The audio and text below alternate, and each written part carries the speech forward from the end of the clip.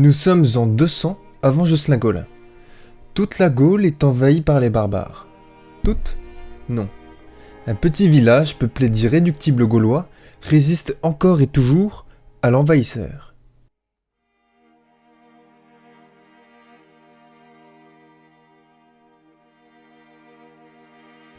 Une lueur d'espoir est aperçue à l'horizon lorsque la Gaule voit ses guerriers revenir à la hâte de leur expédition. Le premier assaut est à peine repoussé qu'une deuxième vague de barbares est de retour. Les barbares ne passeront pas, mais il faudra tout de même un peu plus de 100 ans aux guerriers gaulois pour repousser l'envahisseur. La bravoure de ces guerriers aura inspiré Ovide, un écrivain illustre qui écrira pour la Gaule les Métamorphoses. En enchaînant toutes ces réussites, la cité d'Auckland décide par elle-même et sans contrepartie de s'allier à la Gaule. Plus rien ne semble pouvoir arrêter la Gaule, l'heure de la contre-attaque a sonné, l'armée d'Ambiorix a mis du temps à se mettre en place, mais maintenant plus rien ne peut les arrêter. Le village est à peine défendu, tous les soldats ont été tués lors de leur assaut, ne restant plus que des femmes et des enfants chauves. Avec la découverte du fer et de son exploitation, certaines nations ayant eu vent de ça viennent toquer à la porte de la Gaule pour essayer de négocier quelques lingots. La Gaule refusera par crainte que ce fer fourni ne se retourne contre elle. Coïncidence ou pas, les deux nations qui en demandent n'apprécient pas la Gaule. Dans le même temps, la ville de Hattin est découverte. Une ville arabe qui, à peine fondée, menace déjà de se révolter. Construite bien trop loin de sa capitale et très proche de la Gaule, qui exerce une immense pression sur elle du fait de son enchaînement d'actions incroyables et l'aide de ses deux alliés. Finalement, en l'an 50 avant Jocelyn Collin, le monde entre dans une ère médiévale qui sera célébrée par le premier congrès international, mais qui n'apportera absolument rien à la Gaule. Ambiorix s'endormira ce jour-là sur son siège avant de dire « Je me fais chier, laissez-moi rentrer chez moi, maman au secours, rompiche ». C'est finalement en l'an 150 après Jocelyn Collin que Hutin se révolte, tuant les soldats qui étaient là pour maintenir l'ordre, tandis qu'un autre groupe de colons fait son apparition. Visiblement Saladin ne réfléchit pas beaucoup, Hattin ne lui aura pas servi de leçon. 25 ans plus tard, la Gaule achève la construction du Colisée, donnant une vue panoramique sur les jardins suspendus, alors que les Khmers déclarent la guerre à la Nubie. La Gaule est finalement heureuse d'être aussi éloignée des autres nations, lui permettant ainsi d'éviter les conflits et de développer son peuple plus rapidement que les autres. En l'an 500, la Gaule opte pour un nouveau gouvernement, l'autocratie, et construit dans la foulée la ville de Lugdunum, au pied du volcan Krakatoa, tandis que l'Arabie perd encore l'une de ses villes suite à une révolte. Les architectes gaulois sont en roue libre, puisqu'en l'an 620, la construction du grand phare est achevée, prouvant une nouvelle fois sa supériorité face aux autres nations, car contrairement aux autres, la Gaule, elle, n'a encore jamais été en guerre. Les barbares ne comptant pas comme une menace, mais plutôt comme une mauvaise herbe au fond du jardin. La même année, Leif Erikson, ce célèbre navigateur viking, décide de rejoindre la Gaule et part immédiatement en expédition.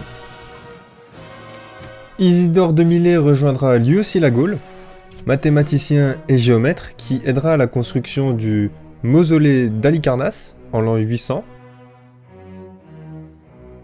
du Colosse 100 ans plus tard,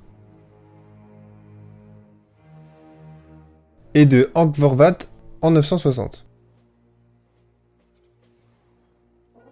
Isidore de Milet s'éteindra dans son lit à l'âge de 189 ans. Il aura une vie bien remplie et mouvementée, même si Ambiorix n'aurait pas dit non à une merveille de plus. Pendant ses 189 ans de vie, Isidore aura assisté à la construction de 3 villes. Une dans le nord et 2 en Indonésie. Je ne vais pas essayer de prononcer leur nom car c'est trop compliqué. L'expansion de la Gaule en Indonésie est très stratégique car elle a pour but de couper la Terre en deux, lui permettant ainsi de contrôler les océans aussi bien commercialement que militairement. L'an 1050 sera une date importante pour la Gaule car c'est à cette date que les premiers explorateurs gaulois découvrent l'Amérique, les propulsant dans un âge d'or lorsque le monde entre dans l'ère de la Renaissance. Profitant de son influence, la Gaule demande la construction d'ambassades permanentes dans chaque pays, renforçant ainsi des liens qui, à long terme, peuvent être bénéfiques. Une majorité acceptera,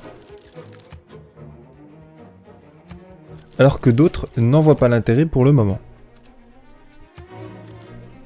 Après 300 ans d'exploration, la Gaule découvre que l'Amérique est habitée par 3 autres nations.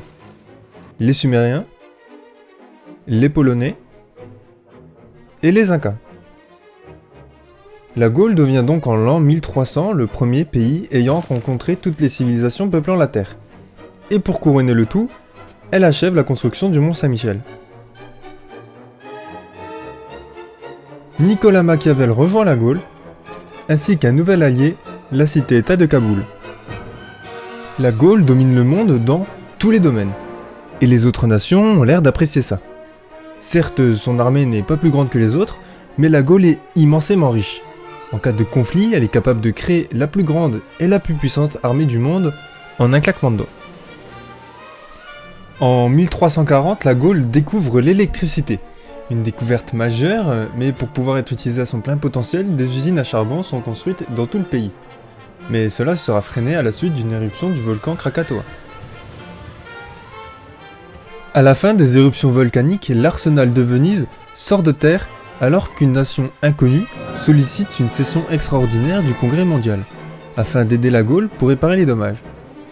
Étrangement, c'est l'Angleterre qui surprend la Gaule quand il découvre que c'est elle qui a convoqué cette assemblée. Cette action est surprenante de la part de l'Angleterre car, rappelons-le, l'Angleterre n'aime pas la Gaule. Serait-elle en train de préparer un coup bas ou essaie-t-elle simplement de se montrer plus sympathique ? Mais toutes ces choses n'ont pas ralenti le but principal de la Gaule, s'étendre. Et c'est sur le continent australien que 2 nouvelles villes apparaissent, et avec elles, Léonard de Vinci en 1430.